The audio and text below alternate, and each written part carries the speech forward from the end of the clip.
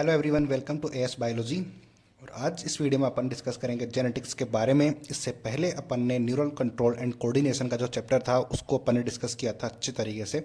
उसके जितने भी हार्मोन्स थे वो सब अपन ने कंप्लीट करे थे एकदम ट्रिक के साथ। अगर आपने वो नहीं देखा है तो मैं डिस्क्रिप्शन में उसका लिंक डाल दूंगा, तो वहाँ से आप उसको जाकर देख सकते हो। तो आज की वीडियो में अपन बात करेंगे जेनेटिक्स का कुछ बेसिक्स पॉइंट, और उसके बाद अपन चलते चले जाएंगे हर एक जो टफ टॉपिक है उसको सब एक सिंपल ट्रिक के साथ करते करते कंप्लीट कर देंगे बड़ी चुटकियों में। ठीक है, एक भी क्वेश्चन गलत नहीं होने वाला, बट कंडीशन ये है कि आपको पूरे वीडियो देखने होंगे। इस जेनेटिक्स के कम से कम 3 या 4 वीडियो होंगे बिलो 10 मिनट के, यानी कि 10 मिनट से कम कम के करीब 3 या 4 टॉपिक्स वीडियोज़ होंगे, उसमें कंप्लीट हो जाएंगे। क्योंकि एक दो वीडियो में मैं थैलेसीमिया और जो है ना कलर ब्लाइंडनेस है उनको मैं करने वाला हूँ अलग से, पेडिग्री एनालिसिस वगैरह एकदम ट्रिक के साथ। तो कहीं तो आपको वीडियो जो है पूरा देखना होगा। आपको सारे वीडियो जितने मैं अपलोड करता हूँ यहाँ पे करीब 3 या 4 वीडियो में कंप्लीट हो जाएगा, 5 के नीचे नीचे रहेंगे। ठीक है, तो स्टार्ट करते हैं। जेनेटिक्स के स्टार्टिंग में अपन मेंडल का नाम आता है। जब भी जेनेटिक्स की बात आती है तो मेंडल साहब, इनका नाम तो आता ही आता है। तो इन्होंने अपना वर्क किया था 1856 टू 1863 तक वर्क किया था। और क्या वर्क किया था, अब मैंने यहाँ पे सब कुछ लिख रखा है, तो उसको एकदम कैरेक्टर वाइज पढ़ते रहो आप। तो इसमें इन्होंने 7 कैरेक्टर्स पे वर्क किया था, और वो था पी प्लांट। सब लोग जानते ही हो पी प्लांट थे। उन्होंने 7 ईयर्स तक वर्क किया, क्योंकि ये 7 ईयर्स होते हैं ना, 56 टू 63 7 ईयर्स हो गए। ठीक है, तो इनमें क्या किस किस चीज़ पे वर्क किया वो टेबल मैं आपको आगे दिखाऊंगा, लेकिन उससे पहले आप ये देखो हर चीज़ की इन्होंने 7 कैरेक्टर क्या क्या थे। एक तो सीड के बारे में उन्होंने बात करी थी, एक पोड के बारे में, फ्लावर और प्लांट की हाइट के बारे में उन्होंने बात की थी। ये 4 कैरेक्टर हैं। कैरेक्टर तो 7 हैं, लेकिन हर सब के यानी कि सीड हैं वो 2 टाइप के होते हैं। एक तो कलर और साइज़ के बारे में, जो पोड है वो भी कलर और साइज़, जो फ्लावर है उसका कलर और पोजीशन, और प्लांट की हाइट तो एक ही होगी, या तो टॉल या फिर ड्वार्फ। तो इस तरीके से उन्होंने 7 कैरेक्टर पे वर्क किया था। लेकिन जो प्लांट के टाइप थे, कितने पार्ट पर वर्क किया उन्होंने, तो वो 4 थे। यानी कि सीड के 2 हैं ना, तो सीड तो एक ही है, बट वो उनकी कलर और साइज के अकॉर्डिंग है, बाकी तो 4 ही हैं। तो इन चीज़ों पे उन्होंने वर्क किया था। कभी कभी ये भी पूछ लेते हैं, तो इनको भी आप ध्यान रखना। बाकी कैरेक्टर तो 7 ही थे। ठीक है, अब 7 कैरेक्टर हैं तो सबके 2 2 हैं, तो टोटल कितने हो गए, ये टोटल कितने कैरेक्टर हो गए, 2 2 2 2 4 4 2 6 6 एंड 7, टोटल 7 हो गए ना। तो 7 कैरेक्टर पे उन्होंने वर्क किया था, और 7 कैरेक्टर पे उन्होंने वर्क किया था। और सबका 2 2 पार्ट हैं कि जो सीड है वो कैसे हैं, तो वो अपन देखते हैं टेबल से।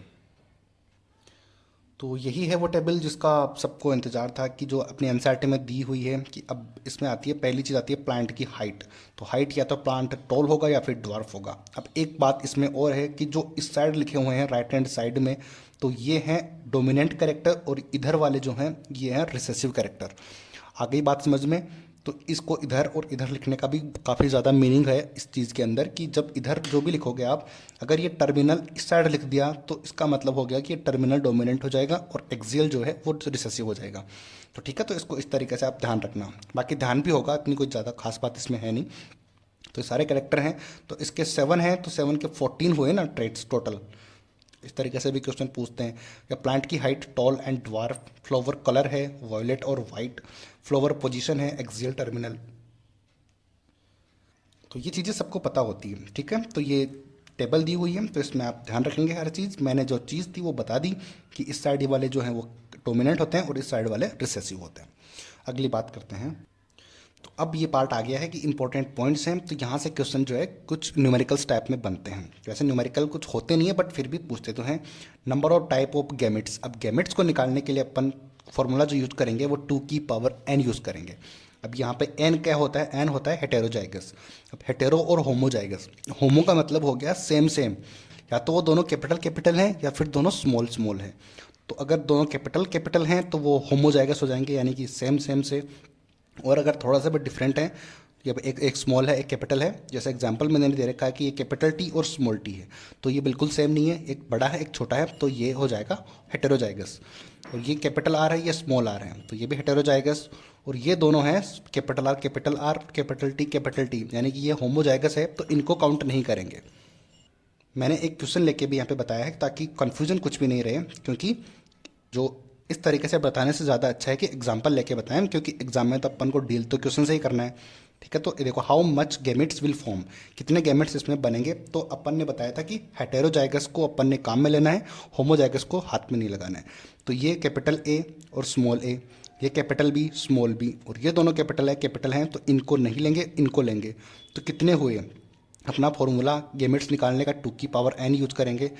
तो n, इसको मैं लगा के बताऊँ क्या इस साइड, तो चलो बताता हूँ मैं। 2 की पावर n लगाते हैं, तो अब n लेना है अपने हेटेरोजाइगस। तो हेटेरोजाइगस कितने हैं, 1 ये 2 है ना, तो 2 की पावर 2 लगाओ तो 2 इज इक्वल्स टू 4 हो गया। तो अपना आंसर आ जाएगा 4th। आगे बात समझ में, इस तरीके से अपन को इस चीज़ को याद करके इसको टिक कर देना है। गैमेट्स की बात है 2 की पावर n यूज करना है फॉर्मूला। और अब बात करते हैं फिनोटाइप। अब फिनोटाइप की बात आएगी तो भी इसका फॉर्मूला आएगा 2 की power n, number of type of phenotype. अब इसको याद कैसे करेंगे, अब जैसे कि इसको बताने का तरीका है कि ये P जो है, ये P है इस तरीके से है।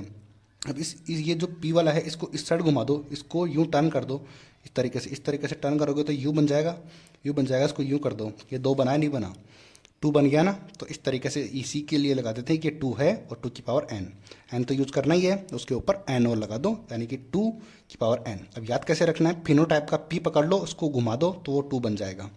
आगे बात समझ में। अब n होता क्या है, यहाँ पे n होगा ये या तो मोनोहाइब्रिड क्रॉस या फिर डाईहाइब्रिड क्रॉस।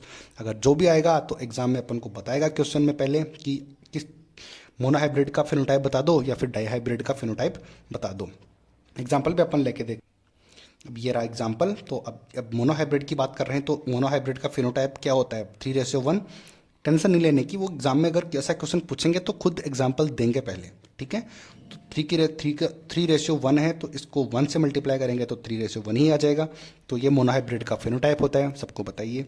अब देखो डाईहाइब्रिड की बात करेंगे तो डाईहाइब्रिड को 2 से करेंगे, n की जगह पे 2 डाल देंगे। तो इस तरीके से इसको सोल्व करने का तरीका है कि यहाँ पे इस ब्रैकेट की पावर 2 है तो इसके अंदर जो है उसको डबल बार लिख दो, यानी कि 3:1 मल्टीप्लाई 3:1, इस तरीके से करेंगे। अब इसको सोल्व करते हैं कि पहले इस 3 को इस 3 से मल्टीप्लाई करो तो कितना होगा 9, फिर रेशियो लगाओ, फिर इस 3 को 1 से मल्टीप्लाई करो तो ये 3 हो जाएगा। आगे बात समझ में, फिर ये 3 कंप्लीट हुआ, फिर इसको इस 3 से मल्टीप्लाई करो तो फिर रेशियो 3 आ जाएगा। और अब जो ये 1 है इसको 1 से मल्टीप्लाई करो इज इक्वल्स टू 1। तो आप चेक कर लो कि डाईहाइब्रिड का जो फिनोटाइप होता है उसका रेशियो होता है 9:3:3:1। तो इस तरीके से अपन फिनोटाइप फाइंड आउट करेंगे। आ गई बात समझ में। अगली बात करते हैं नंबर ऑफ जीनोटाइप्स। जीनोटाइप्स पता करने के लिए 3 की पावर n लगा दो और नंबर ऑफ जाइगोट पता करने के लिए 4 की पावर n। तो ये फॉर्मूले याद रखने हैं। अब इसको याद कैसे करेंगे जीनोटाइप को, अब ये G है, इस G को याद कैसे करेंगे, तो ये G इस तरीके से है। तो ये वाला जो इस साइड वाला है ये पार्ट है, इसको देखो, ये नीचे वाला पार्ट है ना, इसको तो ऐसा कैसा लिख दो यूँ करके यूँ। अब ये इधर वाला पार्ट है, इसको यूँ कर दो। ये वाला पार्ट है, इसको इधर लगा दो, इधर लगा दिया अपन ने, तो ये 3 बन गया ना। तो बस 3 बन गया तो 3 के ऊपर n ही तो लगाना है, बाकी अपना जीनोटाइप बन गया। तो G से 3 याद रखेंगे, 3 की पावर n।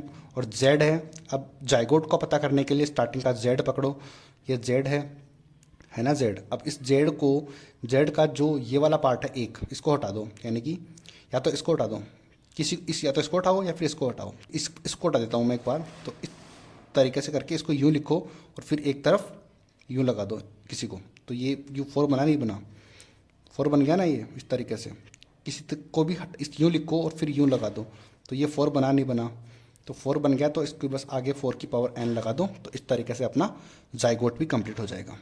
तो सबको याद करने का तरीका मैंने बता दिया आपको कि फिनोटाइप को याद करने का तरीका 2 की पावर n, और वही जीनोटाइप था। गेमेट का भी वही था 2 की पावर n, और जीनोटाइप और जाइगोट, इसको याद करने का तरीका मैंने बता ही दिया।